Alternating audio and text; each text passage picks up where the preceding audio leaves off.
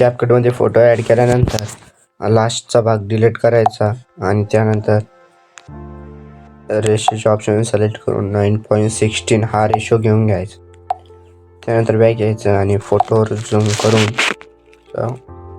Set करून द्यायचं आहे. त्यानंतर बॅक यायचं. मी तुम्हाला मटेरियलमध्ये दिलेला बिटमार्कचा व्हिडिओ तो ओव्हरलेमध्ये जाऊन ओव्हरले ॲड करून घ्यायचा आणि त्यानंतर बाजूला स्क्रोल करून एक्स्ट्रॅक्ट ऑडिओ एकदा करून घ्यायचं.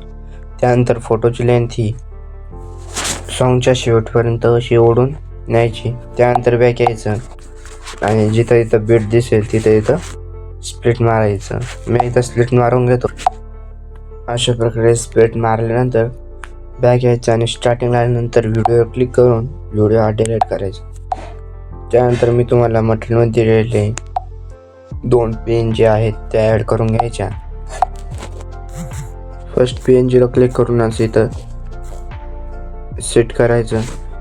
त्यानंतर त्याची लेंथ ही इथपर्यंत घ्यायची आणि खालची लेंथ ही अशी ओढून घ्यायची आणि इथपासून तर शेवटपर्यंत ओढून न्यायची. त्यानंतर याची लेंथ ही अशी इथं सेट करून घ्यायची आणि याला ॲनिमेशनमध्ये जाऊन फेड इन हा अप्लाय करून द्यायचा.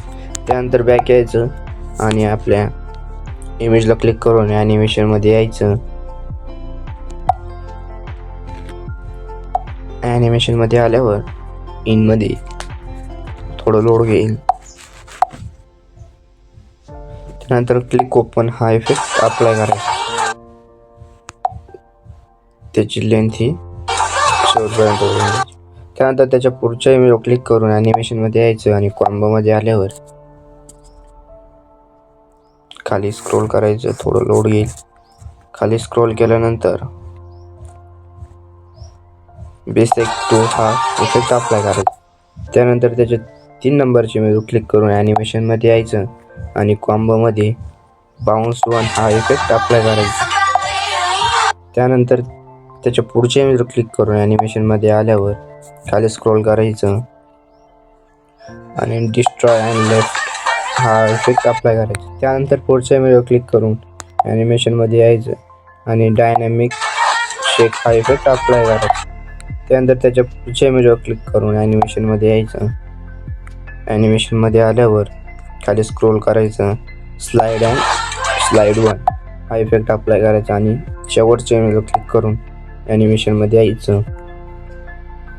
त्यामध्ये इनमध्ये आल्यावर रेक्टँगल आउट हा इफेक्ट अप्लाय करून द्यायचा. त्यानंतर बॅक यायचं आणि स्टार्टिंगला आल्यावर इफेक्टमध्ये यायचं. व्हिडिओ इफेक्टमध्ये आल्यावर खाली स्क्रोल करायचं आणि हॅलो ब्लर हा इफेक्ट अप्लाय करून द्यायचा. त्यानंतर त्याची लेंथ स्टार्टिंगला घ्यायची आणि इथपर्यंत ठेवायची. त्यानंतर बॅक यायचं आणि इफेक्टमध्ये आल्यावर बॉडी इफेक्टमध्ये यायचं. त्यानंतर ग्लोविंग लाईन्समध्ये यायचं आणि एकदम टेक्नॉलॉजी 3 हा इफेक्ट अप्लाय करायचा. त्यानंतर त्याची लेंथ शेवटपर्यंत न्यायची आणि बॅक यायचं. त्यानंतर आपला व्हिडिओ हा रेडी झाला आहे. एक्सपोर्टच्या बटनवर क्लिक करून व्हिडिओ हा एक्सपोर्ट करून घ्यायचा.